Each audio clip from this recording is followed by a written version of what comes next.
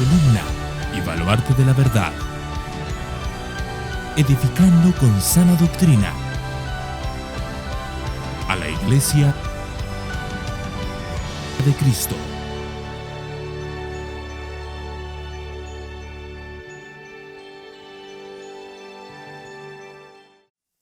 Primera de Juan, capítulo 2, versículos 1 y 2, dice así la palabra del Señor. Hijitos míos, os escribo estas cosas para que no pequéis. Y si alguno peca, abogado tenemos para con el Padre, a Jesucristo el justo. Él mismo es la propiciación por nuestros pecados, y no solo por los nuestros, sino también por los del mundo entero. Hoy vamos a centrarnos en ese versículo, Él mismo, y ese Él se refiere a Jesucristo. Está hablando al pueblo de Dios, está hablando a los creyentes, lo dijimos la semana pasada, hijitos míos. Les está diciendo el por qué les está escribiendo, el propósito de sus palabras. Os escribo estas cosas para que no pequéis. El deseo de Dios para su pueblo es que viva en santidad, pero reconociendo que todavía batallamos con la carne y que hay opción de pecar, hay una esperanza. Si alguno peca, tenemos abogado para con el Padre. Y explicamos que la palabra abogado allí es la palabra parácletos, la palabra que se utiliza para consolador, cuando se habla especialmente del Espíritu Santo en el Nuevo Testamento. Y dice que tenemos a Jesucristo el justo como ese abogado ante el Padre.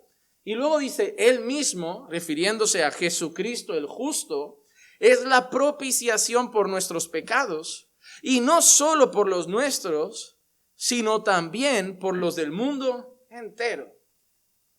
¿Y por qué he dicho que hoy será una enseñanza un poquito quizá más extensa? ¿Y por qué necesito que presten mucha atención? Concretamente por esa expresión, por los del mundo entero. Porque esa expresión es la que divide a muchos creyentes. Porque van a haber un grupo de creyentes que va a decir, Jesús murió por todos. Y va a haber otro grupo de creyentes que va a decir, Jesús murió por su pueblo. Y unos le van a decir, no, porque aquí dice que Jesús es la propiciación por nuestros pecados, su pueblo, y no solo por los nuestros, sino por los del mundo entero.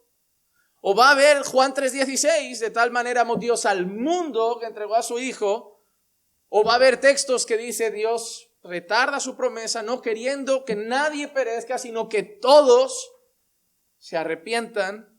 Entonces ese grupo le va a citar esos versículos y otro grupo le va a citar otros versículos. Y nosotros vamos a tener que ir a la palabra y preguntarnos qué grupo tiene razón, porque todos citan Biblia. Los que te dicen que Jesús murió por todos, citan Biblia. Y los que te dicen que Jesús murió por su pueblo, no citan el Corán, citan Biblia. Entonces, a pesar de que ambos citan Biblia, tenemos que ir a una realidad. Nuestro mayor trabajo como lectores de la palabra, pero especialmente como predicadores, no es citar Biblia, es citarla bien. Nuestro mayor trabajo no es leer un versículo, es entender ese versículo en su contexto. Sobre todo por la frase que ya hemos dicho muchas veces, un versículo fuera de contexto solo sirve para crear un pretexto. Y si yo saco este versículo fuera de todo lo que dice la Biblia, pues voy a decir una realidad.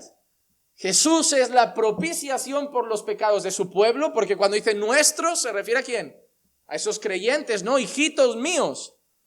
Pues esos hijitos míos y yo, nosotros, Jesús es propiciación por nuestros pecados. Pero luego dice, y por el mundo entero también.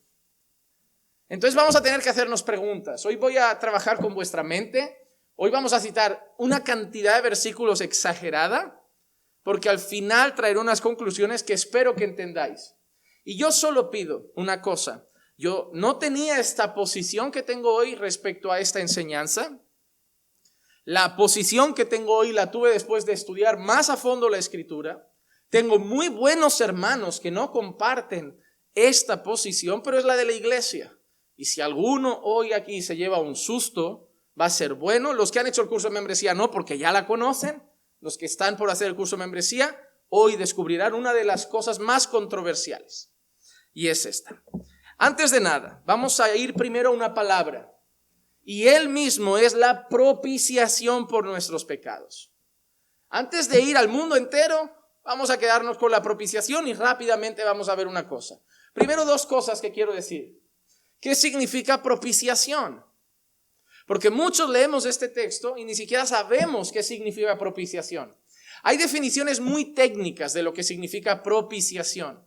Pero la definición más sencilla y algo que aprendí yo es que cuando predico a la iglesia tengo que dar definiciones sencillas. Y tú dirás, ¿por qué? Porque no todo el mundo tiene el mismo nivel académico, el mismo conocimiento teológico. Y a veces algunos predicadores quieren alardear de cuánto griego y hebreo saben. Y está bien a veces decir esta palabra significa esto en griego. Por ejemplo, cuando vayamos a la palabra mundo entero, esa palabra mundo, miren, para alardear, no es por alardear, pero para que lo sepan, esa palabra mundo en el original griego es cosmos. Ahora déjenme hacerte una pregunta. Si yo te digo cosmos, ¿tú piensas en la gente o piensas en algo mucho mayor? Tú piensas en el universo.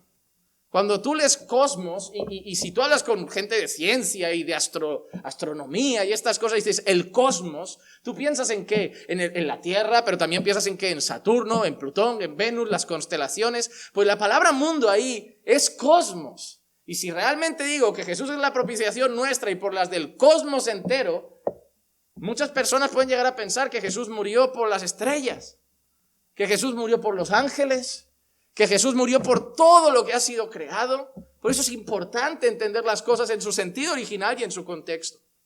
La palabra propiciación, de una manera sencilla, diría que es esto. Significa la obra mediante la cual apaciguamos la justa ira de Dios. Dios está irado y Dios está irado con motivo. El pecado provoca la ira de Dios. Y Dios, en su santa y justa ira, tiene una consecuencia determinada para el pecado. Es derramar su ira. Si Dios se ira y castiga el pecado, cuando Dios castiga el pecado, es la santa ira de Dios castigando el pecado. Por eso muchas veces se define la condenación eterna como el lugar de la ira de Dios. Cuando Dios castiga al pueblo, vemos que se refiere a la ira de Dios. Horrenda cosa es caer en las manos de un Dios airado. Así que Dios es un Dios que se puede airar. La Biblia dice que Él es lento para la ira, no que no tiene ira. Y que tenga ira no significa que deje de ser amor, porque Dios es totalmente amor. Y es totalmente justo y es totalmente santo. Dios no deja uno de sus atributos a un lado cuando manifiesta otro. Cuando Dios condena y cuando Dios salva, es lo mismo. Sigue siendo el mismo Dios. Ahora que voy a condenar, dejo de ser bueno, dejo de ser misericordioso. No, sigue siendo bueno, sigue siendo misericordioso, pero también es justo, también es santo. Por eso la Biblia a veces hace esa comparación. Dios es amor y es fuego consumidor. Entonces, cuando el hombre peca, eso provoca ira en Dios. Provoca ira en Dios. Y la propiciación es el acto mediante el cual, o la obra mediante el cual Dios queda calmado. Su ira es apaciguada. Algo se ha hecho que ha satisfecho la justicia de Dios. Algo se ha hecho que ha frenado la ira de Dios. Algo ha pasado que ha calmado la ira de Dios. Y junto a propiciación, algunos pueden llegar a pensar en esa palabra que se llama propiciatorio. Encima del arca había una tabla de oro y era el propiciatorio. Y en el Antiguo Testamento a veces aparece y vemos que, por ejemplo, dice, y Dios hablaba con él desde el propiciatorio o encima del propiciatorio. O se hacían cosas en el propiciatorio con el fin de calmar la ira de Dios. ¿A qué se refiere ese texto cuando dice que Jesús es propiciación por nuestros pecados? ¿Cómo está Dios con el mundo si el mundo está en pecado? Antes de estar en Cristo, ¿cómo estaba Dios con nosotros? Airado. El que se constituye amigo del mundo, se constituye enemigo de Dios. Y Dios no está contento con ellos, están pecando están rebelándose contra Él, están ofendiendo su santidad y Dios se aira. Dios está airado sobre ellos. Como veremos antes, el que no cree en Él, la ira de Dios permanece sobre él. No la ira de Dios viene, la ira de Dios permanece sobre él. Porque aquel que no está en Cristo tiene ya la ira de Dios. Pero entonces dice que Jesús ha sido propiciación por nuestros pecados. Es decir, Jesús, como aquel cordero que se sacrificaba y rociaba su sangre y calmaba la ira de Dios cuando el pueblo pecaba, esa obra expiatoria, esa obra que hizo Jesús para pagar por nuestros pecados, esa sangre derramada calmó la ira de Dios sobre nosotros. Y ahora ya no tenemos sobre nosotros la ira de Dios, sino que tenemos la gracia de Dios. La bondad de Dios, las promesas de Dios, la bendición de Dios. ¿Pero por qué? Porque Cristo ha sido propiciación por nuestros pecados. Pero si yo digo que ha sido propiciación por los pecados de todo el mundo y lo entiendo así, ¿qué estoy diciendo? Que ahora Dios no está airado con nadie. Porque Cristo ya ha calmado los pecados de todo. Entonces, ¿a quién va a condenar Dios? Si Dios no nos condena porque ya no está airado con nosotros, y entiendo que ese texto dice que también ha sido propiciación por todas las personas, entonces Dios no va a condenar a nadie, porque Dios ya no está airado con nadie. Eso nos lleva a una contradicción, que la Biblia no dice que Dios está contento con el impío, que la Biblia no dice que Jesús ha salvado al impío. La Biblia no dice esas cosas. Primero, la palabra propiciación tenemos que entenderla porque debemos entender qué quiere decir luego aquello. La palabra propiciación aparece pocas veces en el Nuevo Testamento. Yo quiero que leamos unos versículos. Romanos 3, 25 y 26 dice: a quien Dios exhibió públicamente como propiciación. Y está hablando de Jesús. Lo exhibió públicamente en aquella cruz, en el momento de su sacrificio. Lo exhibió públicamente como propiciación por su sangre a través de la fe, como demostración de su justicia. Dios estaba mostrando, al sacrificar a su hijo, al matar a su hijo en aquella cruz, al dejar morir a su hijo en aquella cruz, Dios estaba mostrando su justicia. Dios estaba mostrando que el pecado tiene consecuencias. Dios estaba mostrando que Él no pasa por alto el pecado. Dios estaba mostrando que Él es santo. Y Dios estaba mostrando que Él es justo. ¿Cómo? Al dejar morir a su hijo en la cruz. Porque si hubiera pasado por alto el pecado, tú hubieras dicho, qué Dios bueno, pero sería justo. Imagínate que violan a tu hija, vas al juicio y tienes un juez muy bueno que te dice, ¿sabes qué? Voy a perdonar al violador, que lo noto bien arrepentido. ¿Cómo te vas a ir después de ese juicio? Contentísima, diciéndole a la gente, qué suerte que tuvo ese violador, qué juez tan bueno le tocó. Tú le vas a llorar a ese juez y le vas a decir, me parece muy bien que usted sea compasivo, me parece muy bien que usted sea bueno, pero usted tiene que hacer justicia. Es un juez. Usted no está ahí solo para mostrar compasión, sino para hacer justicia. Imagínate que Dios ahora mira a todos los judíos y les dice, ¿sabes qué? Voy a ser bueno con Hilde, porque al final me parece que el hombre tuvo problemas en la infancia y voy a pasar por alto lo que ha hecho. No sería justo. Si Dios pasa por alto el pecado, no es justo. Él es bueno, pero Él es justo. Y como es bueno, Él entregó a su hijo a morir en tu lugar. Pero como es justo, su hijo tuvo que morir. Porque si no hubiera entregado a su hijo, dirías, es bueno, nos ha perdonado y punto. Pero no sería justo. Pero Él lo entregó para mostrar su gracia y bondad y lo dejó morir para mostrar su justicia.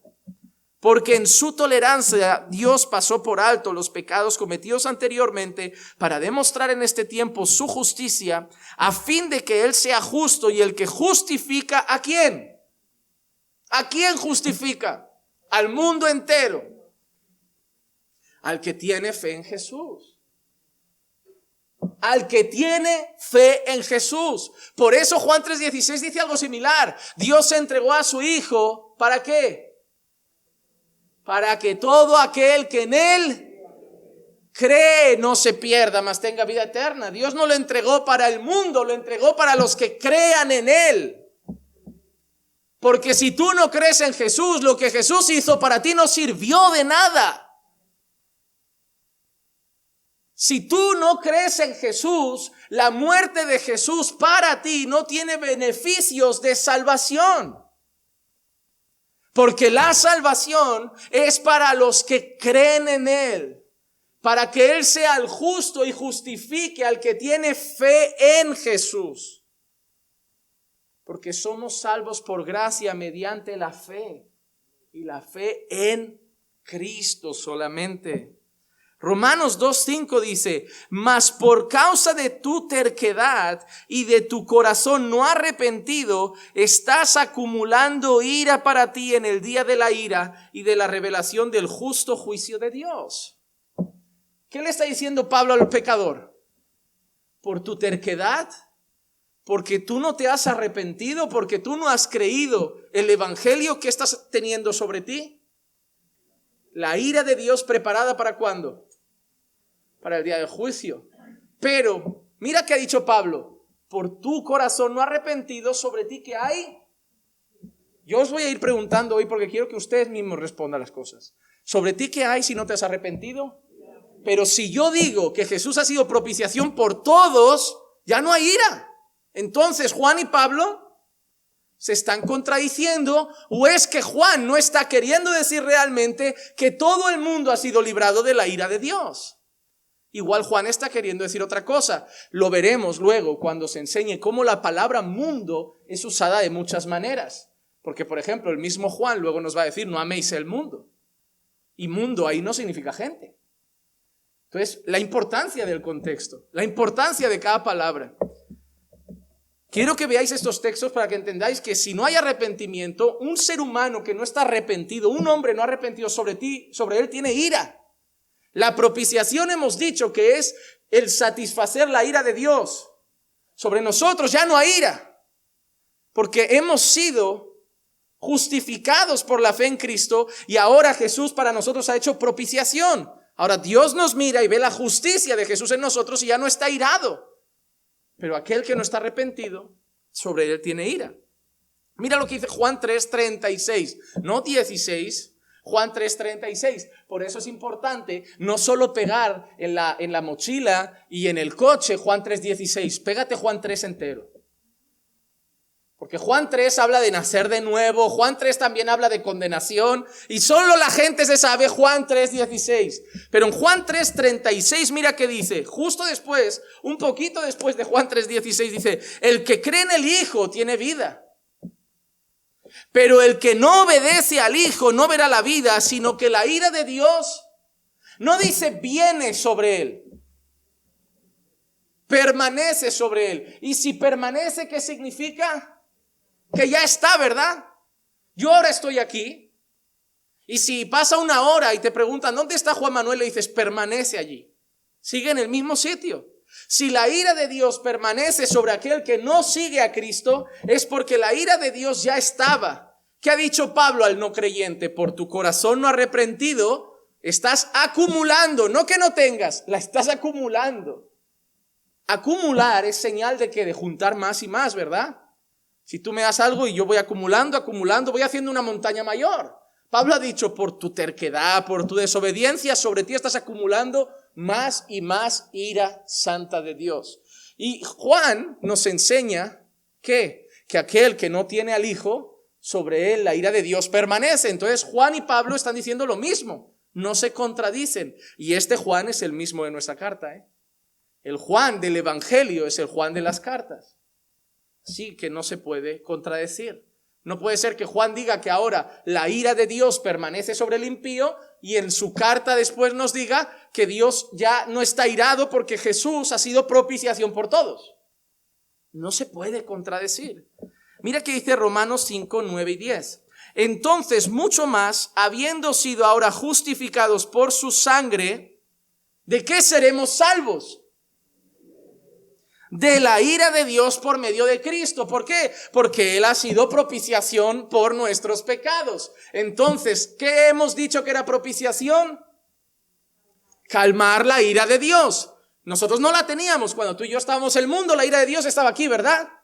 Pero ahora hemos sido justificados por su sangre y hemos sido salvos ¿de qué? De esa ira que teníamos sobre nuestra cabeza. Porque Jesús ha hecho propiciación. Pablo está hablando a los creyentes. Porque si cuando éramos enemigos fuimos reconciliados con Dios por medio de ¿qué? De la muerte de su Hijo, mucho más habiendo sido reconciliados seremos salvos por su vida. Cuando Jesús calma la ira de Dios, Dios ya no es nuestro enemigo. Ahora Dios se vuelve nuestro Padre, nuestro amigo. Aquel que es amigo del mundo es enemigo de Dios. Entonces, como somos enemigos de Dios por estar en el mundo, la ira de Dios está sobre nosotros. Pero Jesús ha venido y nos ha reconciliado ¿cómo? Por la propiciación. Jesús ha cogido al hombre que está mundano, al Dios que está aquí enfadado con él y les ha hecho darse la mano otra vez. Yo he pagado, yo he dado mi sangre, haced las paces. Es una manera de hablar. Quiero que me entiendas, no fue exactamente así, pero es una manera ilustrativa de mostrarte, hacer las paces. ¿Cómo? Yo he pagado, Padre. Ya está, ya puedes calmarte. Ya no tienes que enfadarte. Yo he muerto por sus pecados. Yo he pagado con mi sangre. Como los corderos que eran sacrificados, yo he pagado. Como el Cordero de Dios que quita el pecado del mundo. Ahora el mundo no tiene pecado. Si tú entiendes mundo ahí, todas las personas o todo el planeta, estás diciendo que el mundo ya no tiene pecado. No quiere decir eso. Porque entonces, si decimos que Jesús ha quitado el pecado del mundo, caemos en una de las peores herejías contra el cristianismo que se llama universalismo. Y es el hecho de pensar que el mundo es salvo. Y muchos han enseñado eso. Tomando esos versículos, muchos han dicho que Jesús pagó por todos los pecados del mundo y por lo tanto, el mundo es salvo. Y ya no hay condenación, sino que todo el mundo vida eterna, pero no es lo que dice la Biblia. No es lo que dice la Biblia. Hemos sido reconciliados. Él ya no está irado. Pero ahora te pregunto, ¿el mundo está reconciliado con Dios? Entonces Juan se equivoca o no entendemos la palabra mundo ahí. ¿Por qué? Si Juan dice que él ha sido propiciación por el mundo entero, entonces el mundo entero ha sido reconciliado con Dios. Entonces, ¿para qué predicamos el evangelio? Entonces, ¿para qué Pablo dice que tenemos el ministerio de reconciliación y le estamos gritando a las personas reconciliados con Dios? ¿Para qué salen nuestros hermanos a las calles a predicar cada día si él ya ha hecho propiciación? Entonces, tenemos que ir atando, hermano, no es un versículo y defender mi postura con un versículo, es que dice toda la Biblia. Hebreos 2:17. Por tanto, tenía que ser hecho semejante a sus hermanos en todo, a fin de que llegara a ser un misericordioso y fiel sumo sacerdote en las cosas que a Dios atañen. Y lee ahora, para hacer propiciación por los pecados del pueblo. Ya no es del mundo, ahora es del pueblo. ¿Qué pueblo es ese? Pues probablemente los que Juan está diciendo ha hecho propiciación por nuestros pecados y por los del mundo entero. Juan, ¿de qué cultura es? Judío. Y dijimos que la carta está destinada principalmente ¿para qué cultura? Judíos. ¿Tú sabes lo que pensaba un judío en aquella época? ¿Sabes de quién pensaban ellos que era Dios? Solo de ellos. Ellos pensaban que solo de ellos. Cuando un judío escuchaba, Dios va a enviar al Mesías para su pueblo, el judío pensaba, solo judíos. Cuando el judío pensaba, Dios va a salvar a su pueblo, solo judíos. Cuando el judío escuchaba, Dios va a salvar a su pueblo y al mundo entero, lo que el judío entendía no es cada persona. El judío entendía los judíos y otras personas. Los judíos y otras naciones. Cuando Dios le da una promesa a Abraham, mira qué interesante. Abraham, en ti serán benditas todas las familias o todas las naciones de la tierra. Déjame decirte una cosa y es sencilla. Han sido todas las naciones y familias de la tierra benditas en Abraham? No. ¿A qué se refiere Dios en esa promesa? Abraham, la promesa no es solo para los judíos. En ti, Abraham, habrán familias de Ecuador bendecidas. En ti, Abraham, habrán familias de Perú. Habrán judíos y habrán gentiles. Habrá gente de Brasil, de España, de todas las naciones, Abraham. En ti serán benditas todas las naciones de la tierra. Abraham, en ti, en la promesa de ser mi pueblo, habrá gente de toda lengua, tribu y nación. Y es una manera de decir, habrá gente de todo el mundo. Pero no estamos diciendo cada persona, sino de todos los lugares. Y cambia completamente el sentido.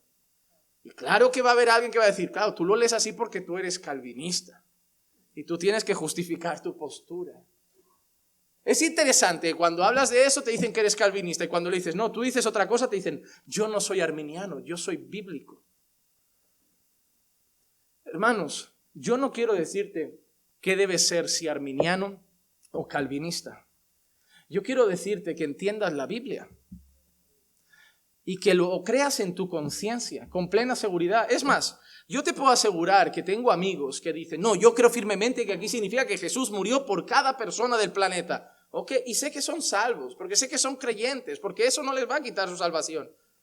Lo raro es que a la inversa, si yo les digo, no, yo creo que Jesús murió por su pueblo, te llaman directamente endemoniado, hereje, te vas al infierno. ¿Te has dado cuenta? Tú a ellos los ves como, sigues siendo mi hermano, aunque esto no lo veamos diferente, y ellos te ven a ti como heredero del infierno. Es interesante, porque yo vengo del otro lado. Y yo sé que directamente cuando alguien te dice, yo creo en la predestinación, los salvos siempre salvo, y ya te ponen como si fueras... Para muchos de ellos están los testigos de Jehová, los adventistas, los mormones, los musulmanes y nosotros. O sea, estamos al final de la fila. Y te ponen nombres así como los salvos siempre salvo. Tú nunca te has llamado así. Yo le digo a la gente, hermano, yo solo predico Biblia. O sea, yo no me pongo a citar en mis sermones libros de gente. Yo cito Biblia, explico Biblia, predico Biblia. Pero yo entiendo esto. Y si de verdad crees que soy un hereje, hijo del infierno, ora por mí, porque te aseguro que lo hago con todo temor. Pero cuando tú me dices mundo, vamos a ver muchas palabras ahora. El título del siguiente punto es este. El problema de la palabra mundo. Lo he llamado así. ¿Saben qué es lo bueno? Que si toda la vida hubiera estado en este lado de la doctrina, yo no entendería cómo me ven muchos. Pero es que yo vengo del otro lado. Yo vengo del otro lado y yo amo a muchos hermanos que están ahí, a pesar de que muchos me odien. Pero bueno, por ahí todavía queda alguno bueno que dice, yo no comparto eso con Juan Manuel, pero no me cae del todo mal. Vamos a ver el problema de la palabra mundo. ¿Y cómo vamos a ver el problema de la palabra mundo? Vamos a ver la palabra mundo en la Biblia y vamos a analizar si siempre significa lo mismo. Porque la pelea está en creer que la palabra mundo siempre significa todas las personas. Todas las personas. Pero vamos a ver si en la Biblia la palabra mundo siempre significa todas las personas. Juan 3, capítulo 3, versículo 16. Voy a empezar por el bueno, venga. Pero nos vamos a ir hasta el 19. Porque de tal manera amó Dios al mundo que dio a su Hijo unigénito para que todo aquel que cree en Él no se pierda, mas tenga vida eterna. Miren, la interpretación arminiana, aunque no les guste lo que les voy a decir hoy, es la interpretación católico-romana. La interpretación católico-romana de este pasaje es así. Jesús ha muerto por todos y ahora ellos deciden si quieren aprovechar la muerte de Jesús. Esa es la opción católico-romana. Y esa es la opción arminiana.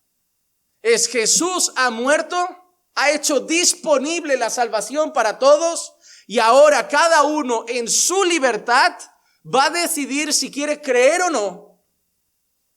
Pero no hemos leído nosotros cosas como no hay ninguno bueno, no hay ninguno justo, no hay quien busque a Dios.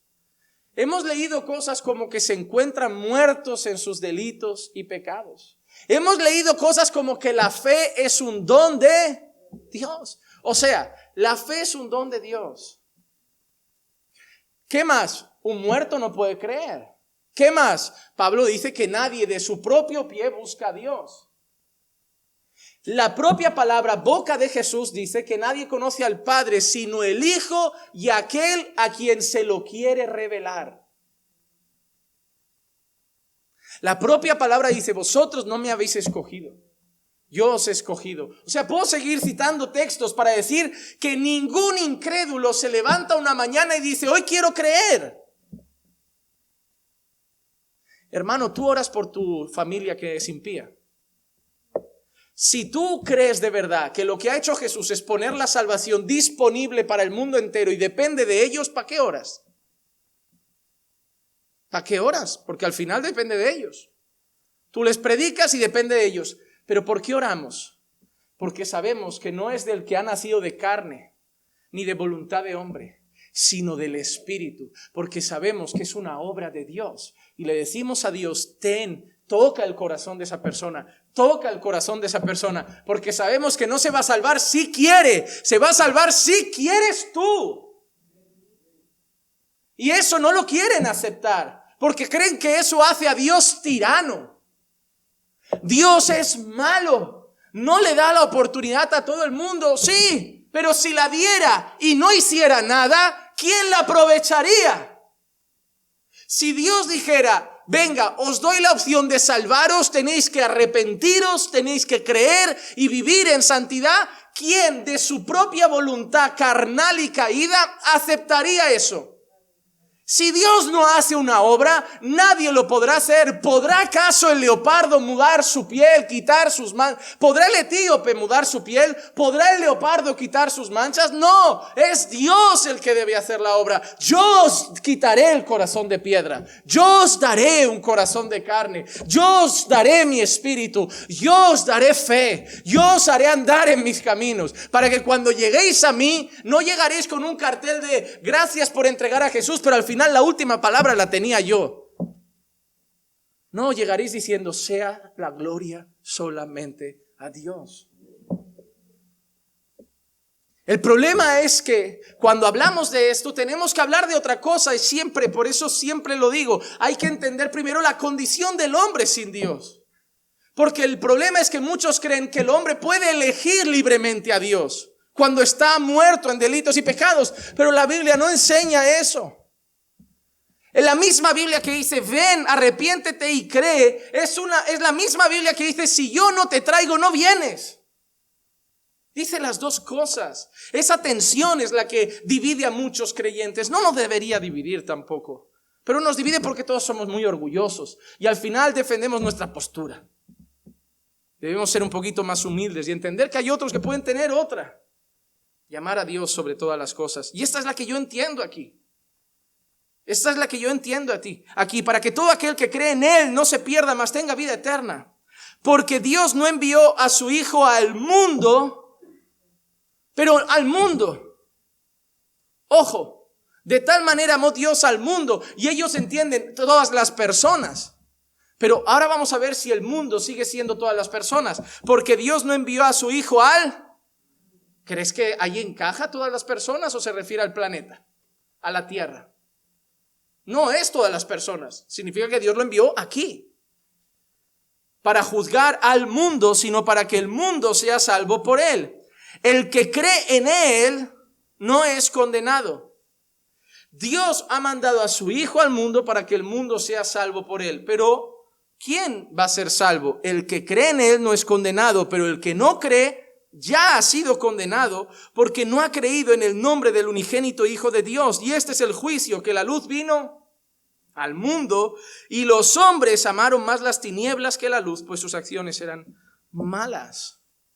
Otro texto interesante, 2 de Corintios, capítulo 5, versículo 14 y 15. Pues el amor de Cristo nos apremia. Voy a elegir los capítulos, los textos que normalmente me echan en cara. Lo he hecho a propósito. El amor de Cristo nos apremia, habiendo llegado a esta conclusión. Pablito, ¿A qué conclusión hemos llegado? Amado Pablo, inspirado por el Espíritu Santo, ¿a qué conclusión hemos llegado? Que uno murió por todos, por consiguiente todos murieron, y por todos murió, para que los que viven ya no vivan para sí, sino para aquel que murió y resucitó. Por todos murió. Otro de los versículos que más les gusta. Por todos murió. Por todos murió. Pero es que ese texto no acaba ahí. Porque él dice que murió por todos, pero luego dice para que los que viven ya no vivan para sí, sino para aquel que murió y resucitó por ellos. Ojo, ha dicho todos y ha dicho al final ellos. Son palabras diferentes. A ver, Pablo, ¿es todos o es ellos? Ah, todos es ellos. No, porque dice que ellos son los que viven. ¿Y quiénes viven? ¿Son todos o los que creen? Entonces los todos son todos los que creen. Jesús murió por todos los que van a creer en Él y van a tener vida. Por eso, si seguimos el texto, en el versículo 19 dice, a saber que Dios estaba en Cristo reconciliando al mundo consigo mismo. ¿Qué estaba haciendo con Cristo? ¿Reconciliando a quién? Ah, pues entonces ya no prediques porque ya lo ha reconciliado. ¿No? Ya no vamos a predicar, hermanos. Ya no hay que predicar el evangelio, ¿no? Porque ya están reconciliados, ya ha reconciliado al mundo consigo mismo. Si entiendes mundo por todas las personas del planeta, ¿para qué predicas si Jesús ya los ha reconciliado a todos? Pero no es lo que está diciendo. No tomando en cuenta a los hombres sus transgresiones, y nos ha encomendado a nosotros la palabra de la... Mira qué contradictorio parece. Jesús ha reconciliado al mundo con Dios y nos ha dado a nosotros la palabra de la reconciliación. A ver, si ya lo ha reconciliado, ¿para qué hay que hablar de reconciliación? No. Es que no está diciendo las dos cosas. Está diciendo en primer lugar la obra que lleva a cabo Jesús y es la obra de reconciliación. Y nosotros predicamos la palabra de reconciliación. Y vamos a ver que esa palabra va a alcanzar a personas de todo el mundo. Y cuando lleguemos todos ante Dios y le preguntemos, Dios, ¿a quiénes ibas a salvar? Dios va a decir, a todos los que ves aquí, porque ninguna de mis ovejas se pierde. Aquí están todos. No falta ninguno. Dios no va a decir, están aquí algunos. Dios va a decir, no, aquí están todos. Todos por los que Cristo pagó están aquí. Hermano, porque si decimos que Jesús murió, dispuso la salvación para todos y depende del que la quiera, estamos diciendo que Jesús derramó sangre en vano. Porque estamos diciendo que hay gente que desprecia la sangre de Jesús. Que hay gotas que se han perdido. Y hermano, Jesús no derramó ni una sola gota en vano. Cada gotita iba por alguien.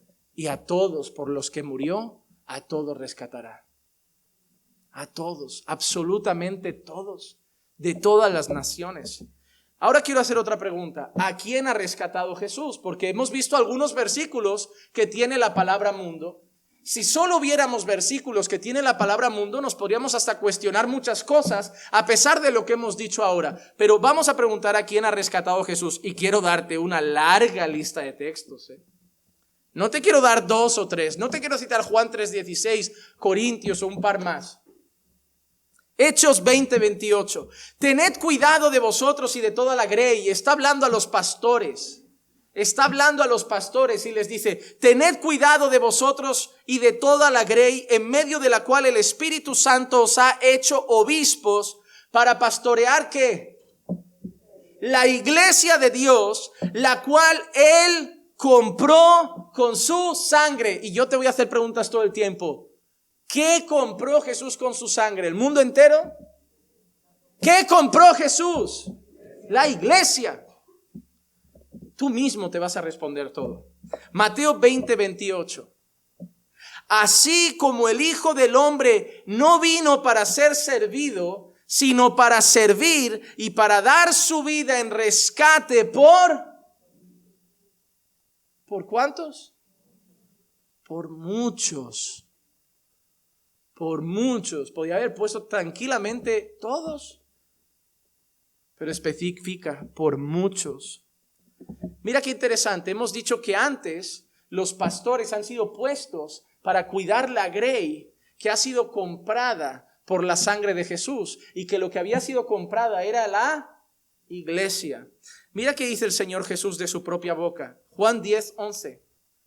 Yo soy el buen pastor y el buen pastor da su vida ¿por quién dio su vida Jesús? Por las ovejas. El pastor no murió por las cabras. El pastor no murió por los lobos. El pastor murió por las ovejas. De ahí algunos, para intentar, cuando empiezas a citar eso, arreglar la historia, hablan de que Dios, como sabe todo, lo que sucede es que Dios sabía de antemano quiénes iban a creer. Que Dios ya sabía quién iba a creer, pero que al final sigue dependiendo de la persona. Pero no es eso. Porque nadie hubiera creído si Dios no nos hubiera dado fe. ¿Por qué tantos vienen, escuchan el mismo sermón y solo algunas vidas son tocadas por Dios? ¿Porque sois más listos? ¿Porque en vuestro gran libre albedrío vosotros habéis elegido mejor que ellos? Vas a llegar al cielo y le vas a decir al Señor, Señor, qué suerte que yo lo supe ver. Mi madre pobrecita tan necia, yo sí fui listo. Yo sí pude creer. Vas a decirle eso al Señor. Cuando le prediques el evangelio y te rechacen, vas a decir, qué pena, qué tonto y necio eres. Yo fui más listo que tú. Yo al final lo acepté. Yo al final me rendí. En tu discurso va a reinar el yo. El yo creí. El yo lo hice. El yo di el paso. O vas a empezar a colocar la palabra que tiene que reinar, que es Él. Él me dio fe. Él tocó mi corazón. Él cambió mi vida. Él me hizo nacer de nuevo. Por eso le canto a Él. Por eso oro a Él. Por eso vivo para Él. Por eso lo obedezco a Él. Porque no lo hice yo. Porque lo hizo Él. Y por eso oro. Porque no depende de ti. Si yo creyera que la salvación de mi mamá, de mi papá, de mi hermana, depende de mi arte de predicar, o de su voluntad, hermano, yo ya estaba deprimidísimo. Solo hay una cosa que me da esperanza para mi familia. No es mi familia ni su capacidad de decidir. La obra de Dios. Yo me niego a ser de esas personas que creen que ellos tienen la última palabra. Me niego. Porque yo sé que mi familia no quiere a Dios. No lo quieren. Aman el pecado, hermano. Aman la bebida. Aman la mentira. Aman el juego, las tragaperras. Aman el tabaco. Aman el pecado. No quieren a Dios. Sí, quieren a Dios Papá Noel, que han inventado algunos, de te emborrachas, fumas, te vas a las fiestas a bailar bachata y merengue, y luego te entierran y toda la familia, viene un cura, hace una misa y descansa en paz. Creen en ese Dios también. En el Dios de vive como te dé la gana, cumple 4 normas religiosas católicas, que te echen un poco de agua bendita y todos para el cielo. Creen en ese Dios. Creen en el Dios de, a ver, no he violado, no he asesinado, o sea, no soy tan mala gente. Creen en el Dios de, a ver, hijo, ¿cómo Dios me va a mandar a mí, a tu mamá al infierno? Siempre he sido fiel a tu padre. Siempre os he cuidado. He dado mi vida por mi hogar. ¿Quién me va a condenar? ¿Por algún cigarrito que me fumo, hijo? ¿Alguna cañita? ¿Alguna mentirijilla? Ellos lo ven así. El cielo para ellos es un coladero. Ellos nunca van a cambiar de opinión. Ellos van a oír nuestros sermones y nos van a llamar exagerados, fanáticos, religiosos, porque aman el pecado. Y el Dios de la cultura, el Dios de su cabeza, es un Dios bueno a su manera. Es un Dios que consiente todo, que pasa por alto todo. En su cabeza realmente es el Dios que Jesús ya hizo propiciación por el mundo entero y ya está todo arreglado, porque es muy bueno.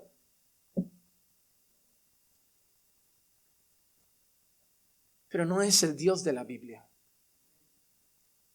Y la única esperanza para esas personas que aman su pecado, que no van a querer vivir en santidad por su propio pie, la única esperanza es la misma que tú y yo tuvimos. Es que un día Dios toque su corazón.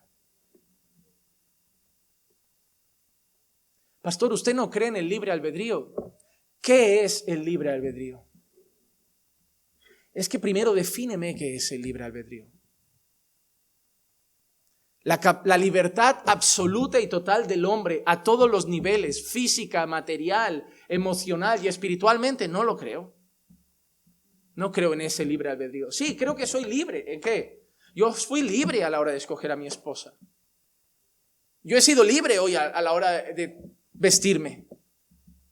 Yo no he notado que una mano me empujaba hacia la corbata esta y otra mano me ha dicho, no, ponte el sujetacorbatas y no, quedaría mejor un chaleco, y me ha empujado hacia el chaleco y me ha dicho, va a pasar calor, remángate las mangas, y se me han empezado a remangar solas. No. Me he levantado y he abierto el armario y he dicho, ¿qué me cabe? Eso, pues me lo pongo. Así he elegido la ropa hoy. No ha sido mucho más.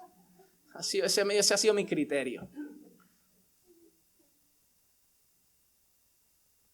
¿No? Llegaré a casa y si se me antoja algo, entraré en globo y no será el Señor el que pulse los botones. Iré a comida, restaurantes, iré bajando. ¿Qué quiero? No sé, lo que se me antoje, pollo, kebab, chino. Clicia me va a decir, es tarde, un yogur. Algo así. Su libre albedrío es mayor que mi libre albedrío.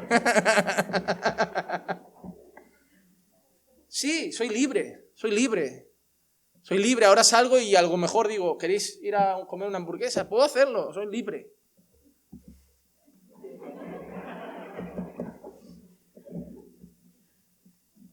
Pero eso no es la libertad que ellos enseñan. Ellos creen que el hombre es totalmente libre. No, totalmente no. La Biblia no enseña eso. El hombre es responsable de sus acciones. El hombre no es una marioneta con hilos atados y que todo lo que hace, alguien lo hace por él. No, porque Dios no te mete en el bar a drogarte. Dios no te mete en el bar a emborracharte. Dios no te mete en la página de pornografía. Y tampoco el diablo, ¿eh? Eres tú. Eres responsable de tus acciones.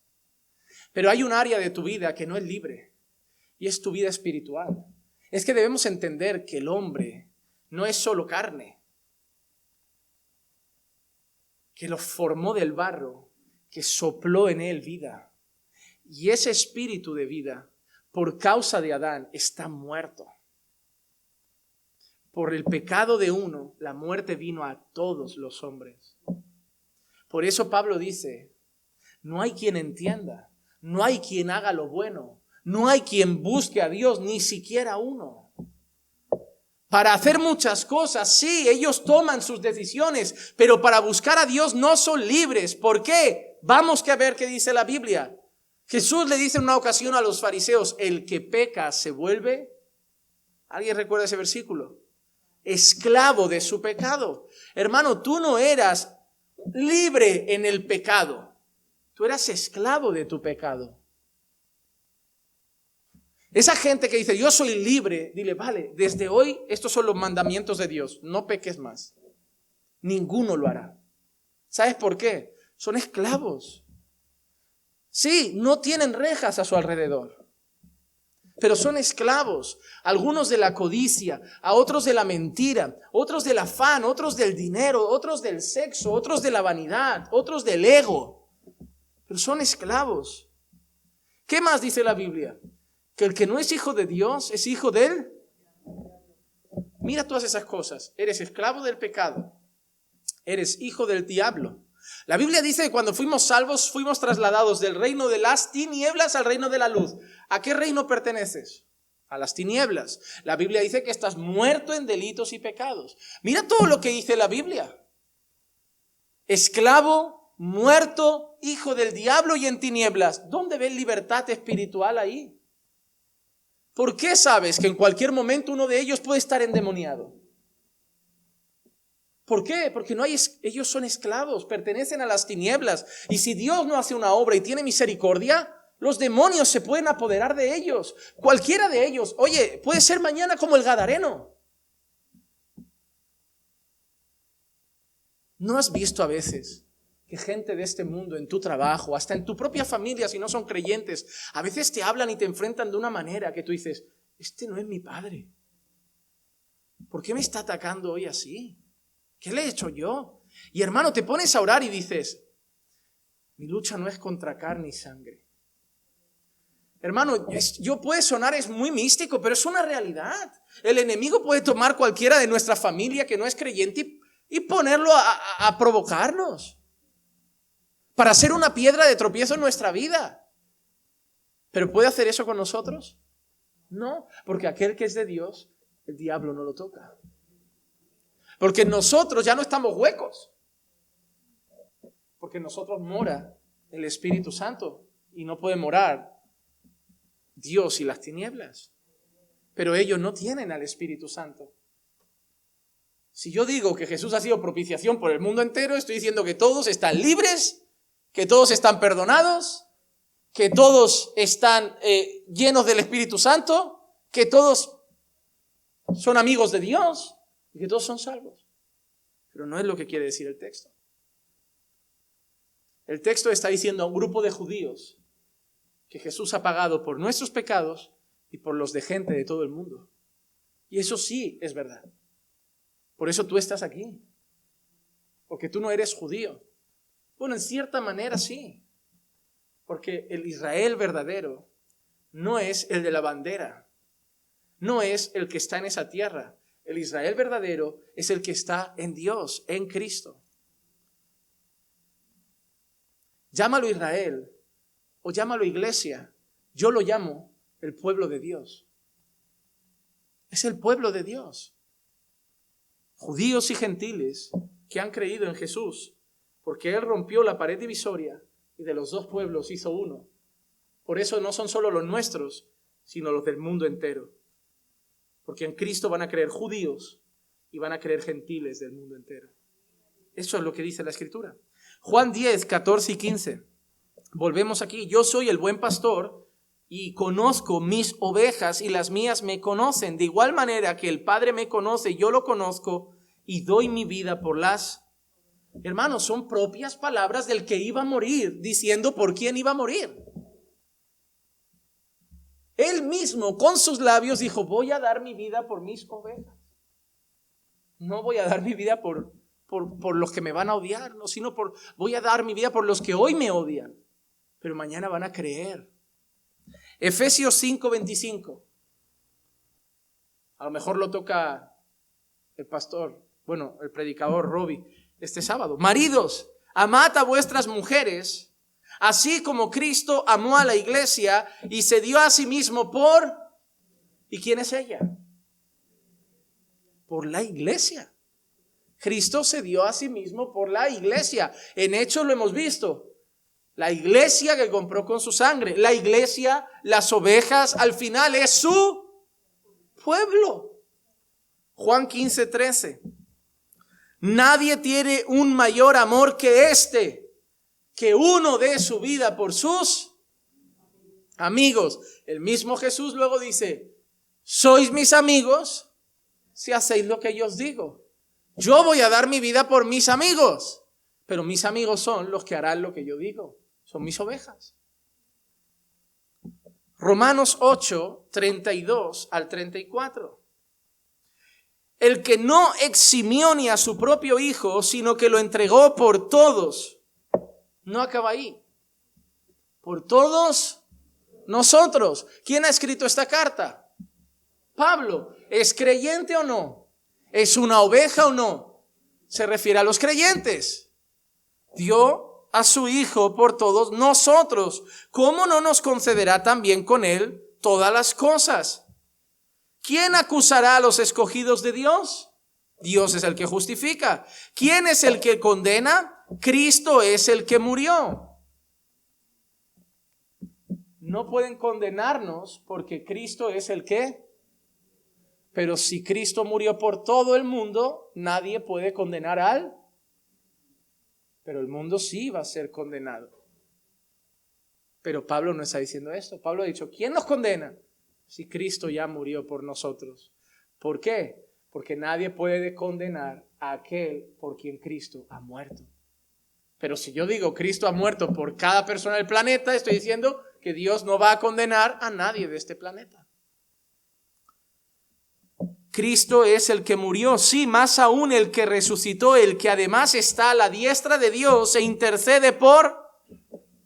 Nos justificó a nosotros, nos salvó a nosotros, dio su vida por nosotros, intercede por nosotros, ruega por nosotros, oró por nosotros.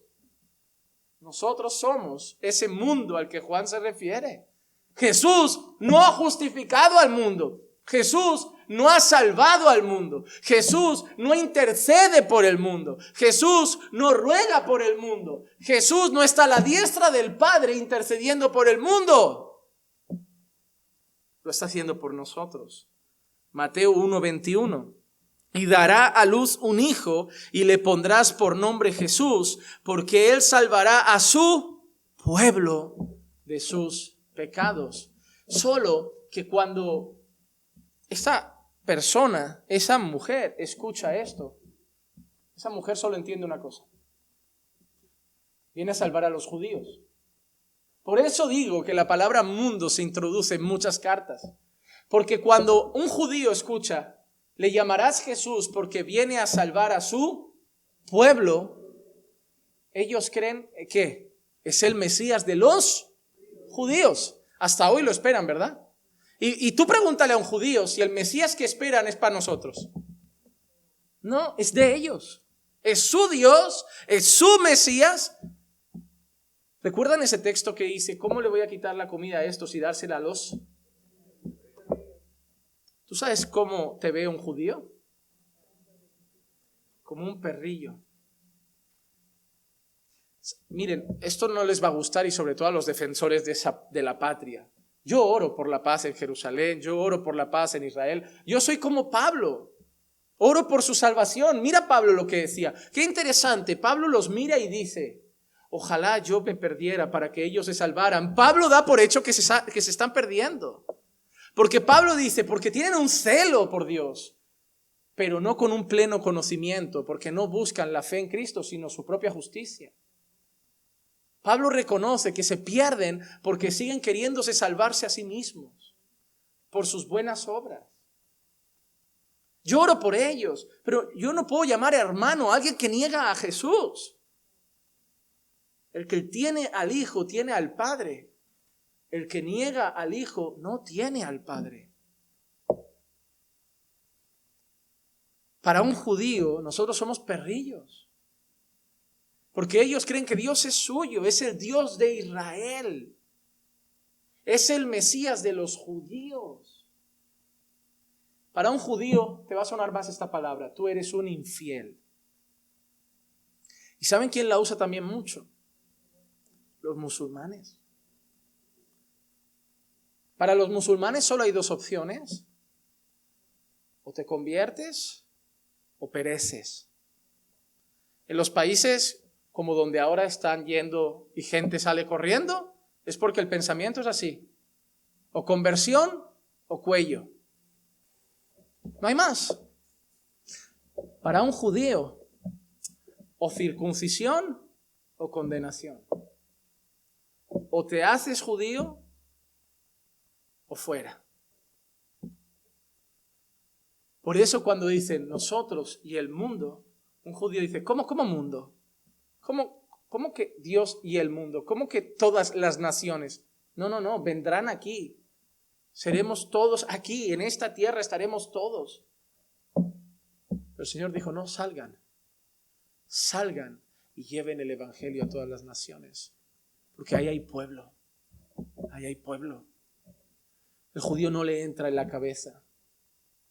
Eso rompe los esquemas de un judío. La palabra mundo, ellos no entienden cada persona del planeta. Es que el judío, salir de la frontera ya en mundo, están ellos y el mundo. Y cuando le dices por nosotros y el mundo, le estás diciendo por aquí, por los que estamos aquí y por los que están allá. Porque a ellos también Dios va a salvar a muchos. Quiero comentar otra cosa rápido. La palabra mundo en las cartas de Juan, me queda muy poquito tiempo y todavía mucho que decir. Solo quiero mostrarles cómo la palabra mundo es utilizada de muchas formas diferentes por el propio Juan en nuestra carta. Son versículos que veremos más adelante. Por ejemplo, 1 de Juan 2:15. No améis al mundo ni las cosas que están en el mundo. Si alguno ama el mundo, el amor del Padre no está en él. Juan 3:16. De tal manera amó Dios al mundo. 1 de Juan 2:15. No améis el mundo. Entonces, tú lo amas y nosotros no lo debemos amar. Es que no, son palabras diferentes. Juan se está refiriendo en este contexto exacto al sistema mundano de valores, al mundanismo. No améis lo mundano, lo que es contra Dios, los valores de esta tierra, de este tiempo, anti Dios. 1 de Juan 3:1. Mirad cuán gran amor nos ha otorgado el Padre para que seamos llamados hijos de Dios, y eso somos. Y porque somos hijos de Dios, el mundo no nos conoce porque no le conoció a Él. 1 de Juan 4:4. Hijos míos, vosotros sois de Dios y lo habéis vencido, porque mayor es el que está en vosotros que el que está en Él. ¿Ahí significa personas? No, la palabra mundo no significa siempre todas las personas. 1 de Juan 5:5. ¿Quién es el que vence al mundo? ¿Se refiere a todas las personas? No, sino el que cree que Jesús es el Hijo de Dios. Miren, otros capítulos y pasajes donde la palabra mundo no significa personas. Romanos 12:2. Y no os adaptéis a este mundo. Otras traducciones dicen siglo, otras dicen tiempo. Es como la cultura, el sistema mundano. No os adaptéis a este mundo, sino transformaos mediante la renovación de vuestra mente para que verifiquéis cuál es la voluntad de Dios, lo que es bueno, aceptable y perfecto.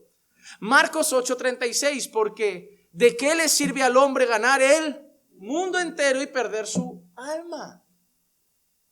No está hablando aquí de gente. La palabra mundo a lo largo de la Biblia significa muchas cosas. No puedo querer que signifique lo que yo quiero. Yo tengo, dentro del contexto que está hablándose, tengo que entender qué significa.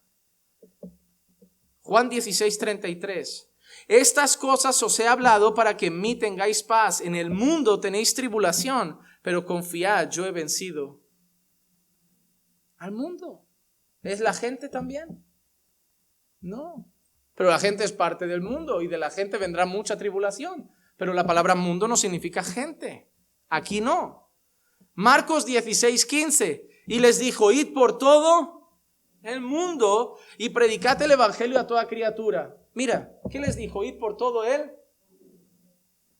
Si yo traduzco eso, una pregunta, ¿los discípulos fueron por todo el mundo? No. Pablo fue por un lugar, otros fueron por otro, otros fueron por otro. Entonces aquí, si tú lo entiendes literal, o tú vas por todo el mundo o has desobedecido a Dios.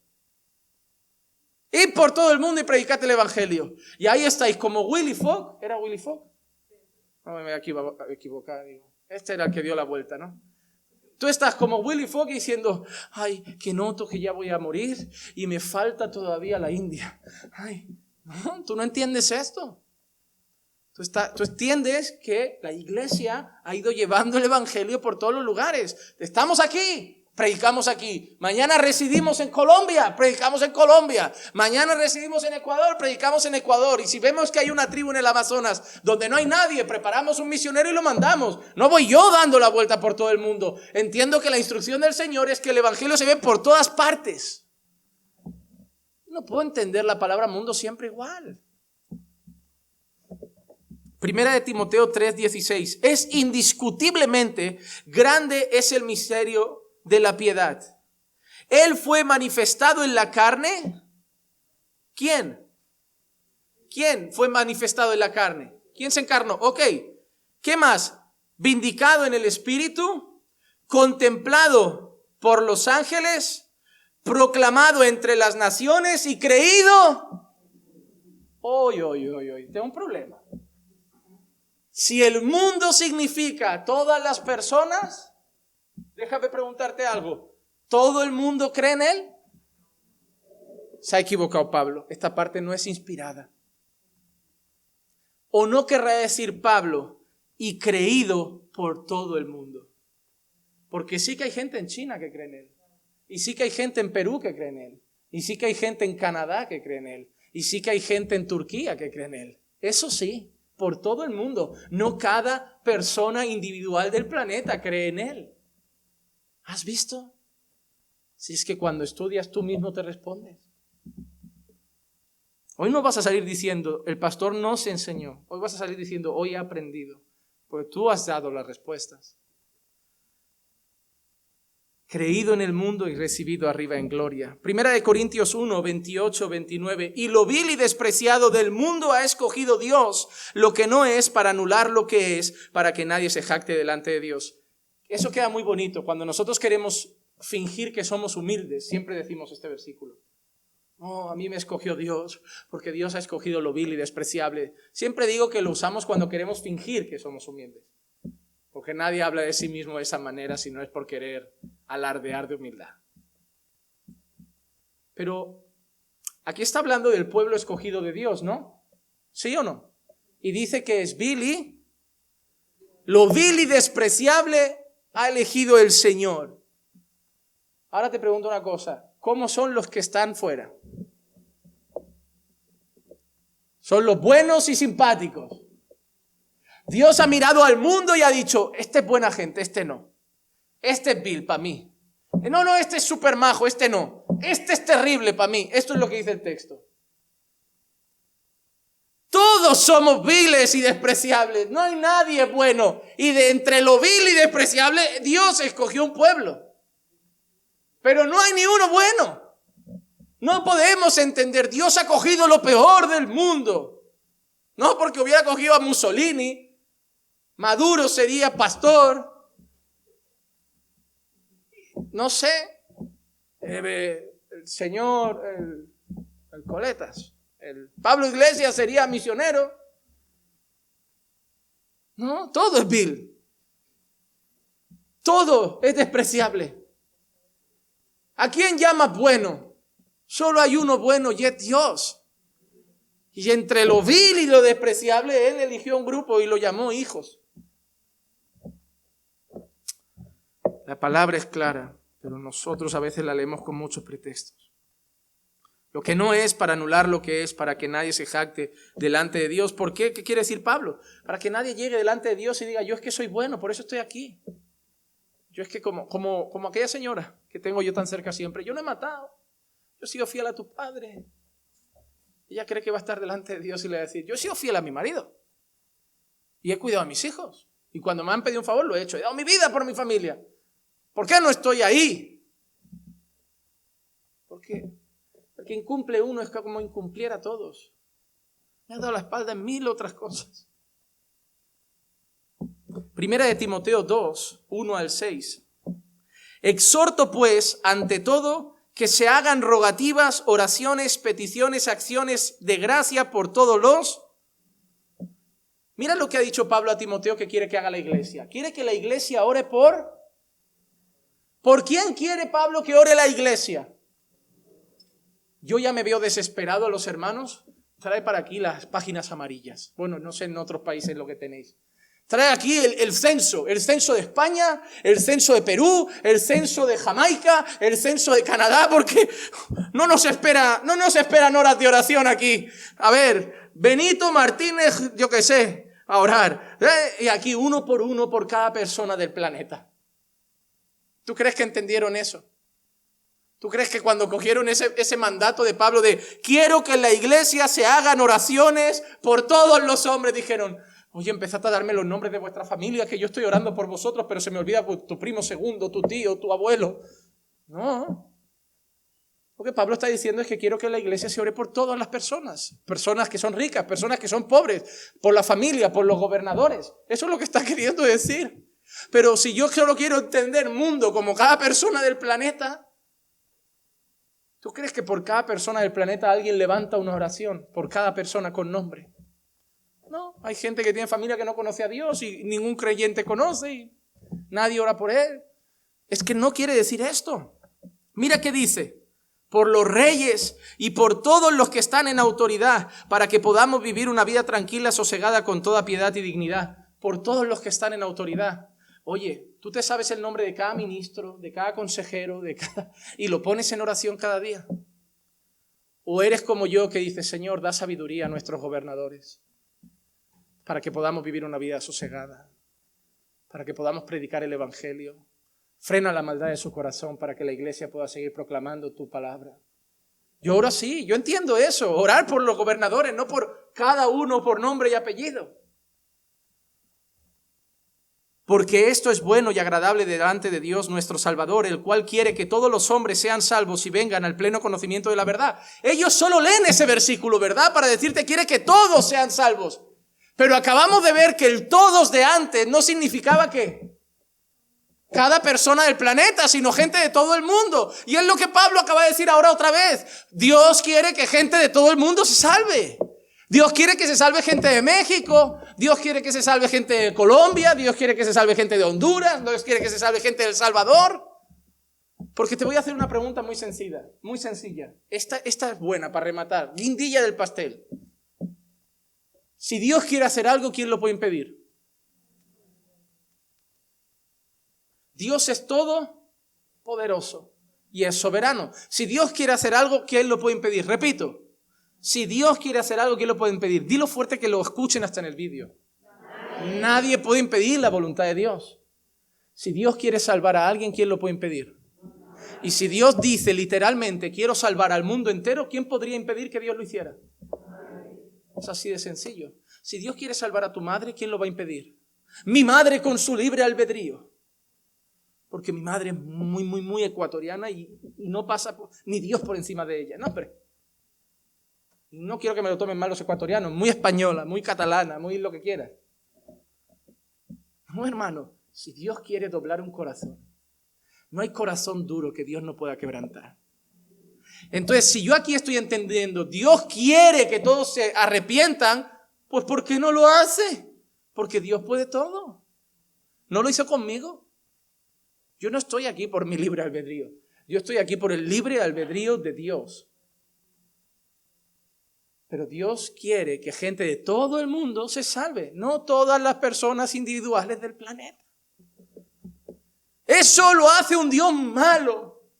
Dios no es inclusivo. Dios no es tolerante. Dios hace acepción de personas. No. ¿Sabes lo que pasa? Que la gente nos quiere vender esta historia. Como que el mundo corre hacia Dios y Dios le dice a un grupo, a ti no te quiero. Ellos nos quieren vender ese discurso, que nuestro sermón es este. Estáis diciendo que Dios, la gente va a Él y lo rechaza porque no son predestinados. No, te estoy diciendo que todos íbamos para allá y que Dios tuvo tanta misericordia que algunos nos cogió del cuello y dijo, tú te vienes conmigo. Eso es lo que te estoy diciendo. Tú estás queriendo darle la vuelta para hacerme ver como el malo, diciendo, eres tan malo, haces un Dios tan tirano, que en vez de darle una oportunidad a todos, solo coge a un grupo y a eso le da la oportunidad. No, si es que si nos hubiera dado la oportunidad, tampoco estaríamos aquí. Estamos aquí porque hizo lo que Él quiso, no porque nos dio la oportunidad. Porque la oportunidad se la da a todos los que predicamos, pero solo cree aquel que Dios pone fe en su corazón. Porque hay un solo Dios y también un solo mediador entre Dios y los hombres, Cristo Jesús hombre, quien se dio a sí mismo por rescate de todos, testimonio dado a su debido tiempo. La palabra mundo y todos hay que entenderla en su contexto, si no te vas a hacer un lío. ¿Qué quiero decir entonces yo cuando Dios dice que ha venido a salvar al mundo? Éxodo 19:5. Ahora pues, si en verdad escucháis mi voz y guardáis mi pacto, seréis mi especial tesoro entre todos los pueblos. Y es una manera de decir entre todas las naciones, seréis mi especial tesoro entre todo el mundo, porque mía es toda la tierra. Apocalipsis 5:9, digno eres de tomar el libro y de abrir sus sellos, porque tú fuiste inmolado y con tu sangre compraste para Dios gente de toda tribu, lengua, pueblo y nación. Compraste para Dios gente de todo el mundo. La pregunta entonces no es por quién murió Jesús solamente. La pregunta es si Jesús murió por ti. La pregunta es si tú estás en Cristo. 1 Corintios 15:22. Porque así como en Adán todos mueren, en Cristo también todos serán. ¿Todos serán? ¿Todos? Te pregunto, ¿todo el mundo va a ser vivificado en Cristo? ¿Hitler tiene vida en Cristo? ¿Mussolini tiene vida en Cristo? ¿Toda la gente que ha muerto sin Dios resucitará en gloria? Entonces ese todos, ¿a quién se refiere? A todos los creyentes. Pueden mirar la Biblia con otros ojos, pero la realidad es que ninguna gota de la sangre de Jesús fue derramado en vano. Así como la sangre del Cordero calmaba la ira de Dios de caer sobre un grupo de personas, la sangre del Cordero de Dios, Cristo Jesús, calmará la ira de Dios de caer sobre un grupo de personas de todo el mundo. Y por eso en esta iglesia tenemos gente de toda lengua, tribu y nación. Vosotros sois la viva imagen de lo que quería decir el Señor. Porque cuando vas a muchos países latinos donde no hay tanta inmigración, ves que en las iglesias de Ecuador todos son ecuatorianos prácticamente, en las iglesias de Brasil todos son brasileños prácticamente, pero me encanta estar en Barcelona, porque vosotros sois el reflejo de que aquí está el mundo que Jesús vino a salvar. Y yo doy gloria a Dios por ello. Porque si hubiera dependido de que tú fueras a Él, tú no estarías aquí. Pero Él vino a salvarte a ti, te fue a buscar a ti, tocó tu corazón, quitó tu corazón de piedra, te puso un corazón de carne, te dio su Santo Espíritu. Es más, si te dejara suelto, te volverías al mundo. Pero Él te sigue sosteniendo, te sigue perdonando, te sigue lavando, te sigue santificando. Por eso solo a Dios la gloria. Vamos a orar. Padre, te damos gracias por tu palabra.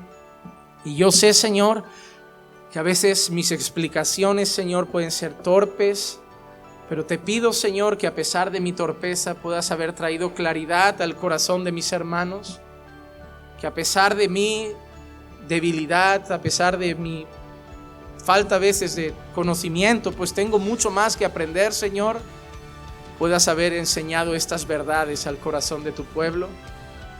Señor, que todo lo que les he dicho, Señor, no lo crean porque lo he dicho yo, sino que sea tu Espíritu el que traiga la convicción de qué es lo que dice tu palabra, Señor. Y tu palabra no se contradice. Somos nosotros que a veces la leemos como queremos leerla. Ayúdanos a aceptarla como es, Señor. Te pido ahora que nos lleves con bien a nuestro hogar, que guardes nuestro regreso junto a nuestras familias y nos des una noche de paz a todos. Y desde ya bendice la reunión de matrimonios que tendremos el sábado, te lo pido, en el nombre de Jesús. Amén.